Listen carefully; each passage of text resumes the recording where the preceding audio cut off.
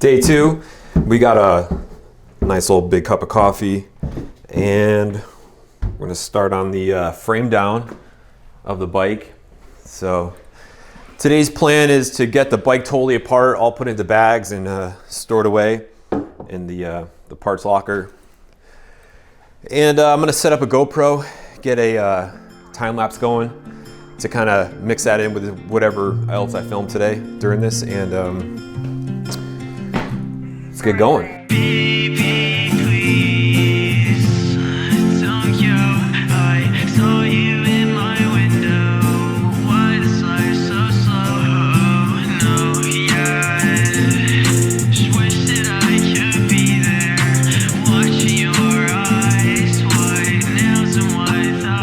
Just a quick tip: when you're before you take the shocks out, you wanna, if you're gonna rebuild them, you wanna loosen these up prior to, so these clamps are out, these are still in, so that when you put the wrench on here, it still grips it down here, and you can loosen these up while it's in the bike. I saw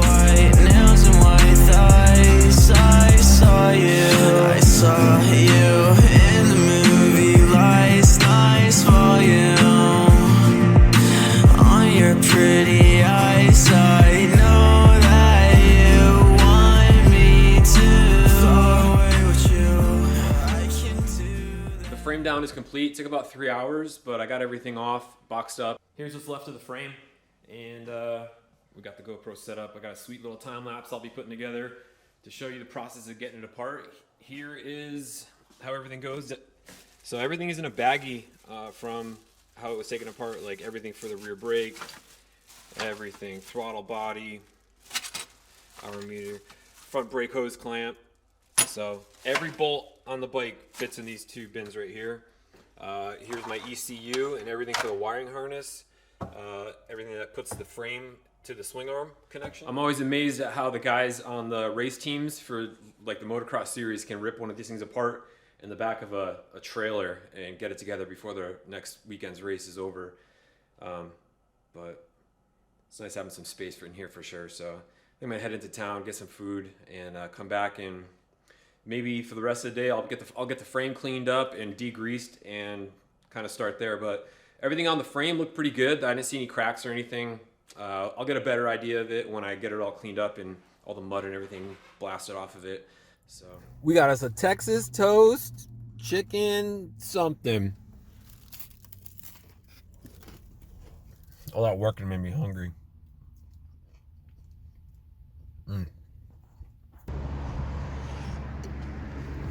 The best coffee used to be at Sheetz, and then they got these dumb things that like grind the beans, and they got rid of the drip stuff and went to complete garbage. So Turkey Hill's the place to go now. So for the rest of the day, it turned out to be pretty decent day. So I'm gonna head outside and get the frame cleaned up, see if I can degrease it, and take a Scotch-Brite to it, and basically get that all cleaned up and take a better look at it, and then probably get a list together of everything that I want to replace. I saw a couple things when I was taking it apart that were scuffed up just because of dirt and debris gets down inside of cracks and crevices, and it just sits in there and rattles. And since it's not going to be in the dirt anymore, I can put new parts on where it needs to be, and it'll stay nice. So pretty productive day. Got what I wanted done, and I got work. I have my real job the next few days. So like I said, I'll put a list together of things I need to order and get ready to go, and then go from there. Baby, please don't go. I saw you in my window. Why this life so slow? Oh no, yeah. I just wish that I could be there, watching your eyes, white nails and white. All done for the day. We had a pretty productive day. The frame is all cleaned up with that Alumabrite that I showed you yesterday. So that's good news. But the bad news is I found a crack in the frame. So it's probably due to me casing a jump in the past. I'll show you here in a second. The frame looks really good. I got all that pitting and staining from this area that never can get hit by the pressure washer. It all came out really good with that Alumabrite, that the stuff that I showed you yesterday. And like I said, the only bad news is the crack I found. So here's the bottom of the frame, and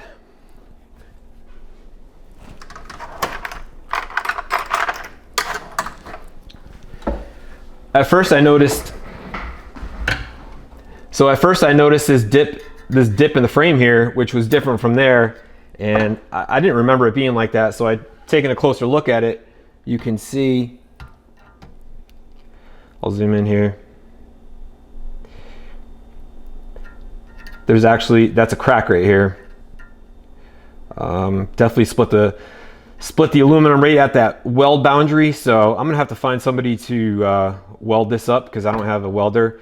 I'm gonna have them just put a bead in here and reinforce that back together. It looks like I did some quick measurements, and it looks like the frame width is 4.105 and the motor width is 4.086. So the frame is actually wider than the motor, which is good, because whatever happened when I cased that jump or a rock hit it or something, the motor, I think, really protected it and held it together.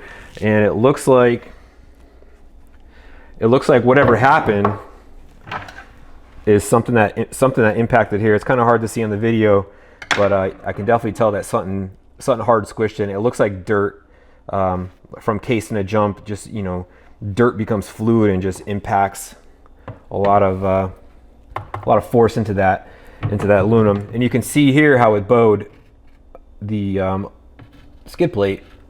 It must have glided over it, and it cut into there.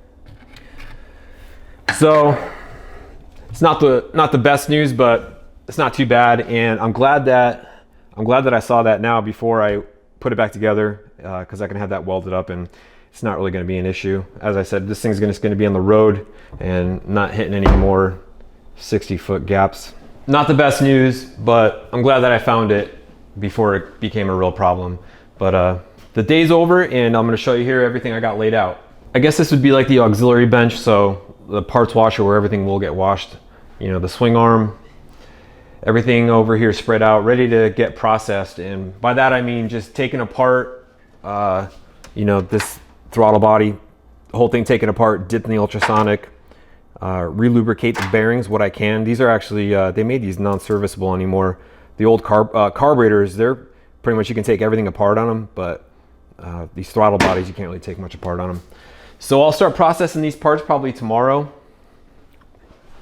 And I was hoping to be able to put the frame on the stand and kind of start adding parts back to it as I process them and get it ready. But I'm gonna have to find somebody to weld this up. And like I said, glad I found it now. Not a big problem, but dirt bikes are gnarly, and that's what happens.